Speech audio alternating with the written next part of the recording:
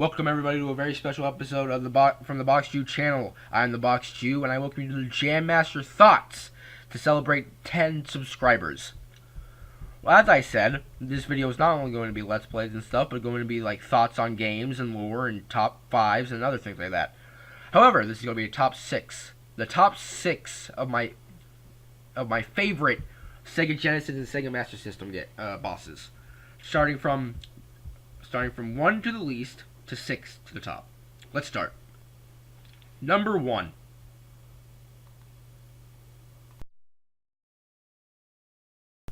Bridge Hill Zone's boss is my least favorite of the Sonic 1 bosses. Why? Well, there's a couple of reasons actually. It's not that it's not original. It's a fun boss, I suppose, if you like pain. But anyway, it's very reminiscent of the Oil Ocean boss from Sonic 2, which I believe comes out after this. I wouldn't be surprised if it did, for the Genesis.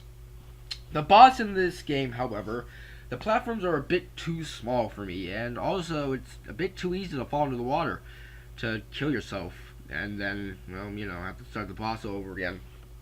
So, that's why this is my least favorite of the Sonic bosses, but there are some positives to it at least. It gives us the great Oil Ocean boss, and also it's very interesting to fight. And then you get to another boss. Let's take a look. Number 2. The Labyrinth Zone boss from Sonic 1 for the Sega Master System is my 5th favorite of the Sonic 1 bosses. It's interesting, it's very fun, but it's very easy to die, mainly because of the several ways it can kill you. The missiles, the little energy balls, and, well, the platform below can all kill you. And, well, sometimes even after you kill it, it will still kill you. So that's why it's so low on the list, but it still made it here, so good for it.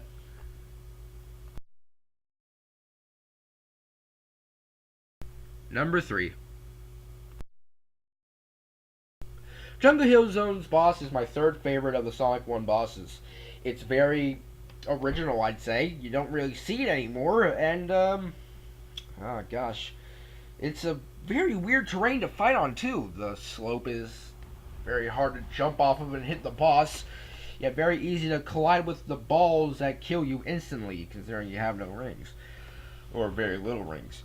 So, that's why this is so high up on the list. There's obviously more, of course. Number 4. Springyard Zone's boss is at number 4 for no exact reason, but it's a fun boss, I guess. Yeah, it's pretty fun. I mean, it's not exactly the hardest one, but it's not exactly the easiest one either, because it's very easy to lose your footing in a way and fall through the holes that Dr. Robotnik makes with the little spike under his Eggmobile. But it's also very easy to kill him, considering he'll get stuck in the ground, blah blah blah, destroy him. Yeah. Now let's see what number 5 is, shall we? Number 5. Coming in second on this top 6 list is Starlight Zone's boss. It's a very fun boss to fight, and it's very, well, I'd say it's pretty inspirational to at least a few things in Sonic 2, mainly in Hilltop Zone, when you have to spring up to higher places using those little seesaw things. I'd say that's pretty inspirational in a way. But anyway, it's very interesting how they use this as a boss, considering you can't really reach Dr. Robotnik yourself, so you have to use some of Dr. Robotnik's own medicine against him. Well, you can reach him, but it's a bit more difficult than just hitting himself with some bombs. Anyway, let's see who tops at number 6. And now, ladies and gentlemen, number 6. What can be said about this final pick? Number 6, the final boss from Sonic 1 for the Sega Genesis. Of course it was going to be on this list. Did you think it wouldn't be? It's the hardest boss in the Sonic 1 series, and it's also one of the most fun, I'd say, in a way. It's very difficult to fight, but not in exactly the cheap way, although it does get a bit cheap near the end when Dr. Robotnik's just spinning up and down, and the little energy balls come faster and faster, but that's part of it. Gotta get fast, gotta stick with the speed of Sonic.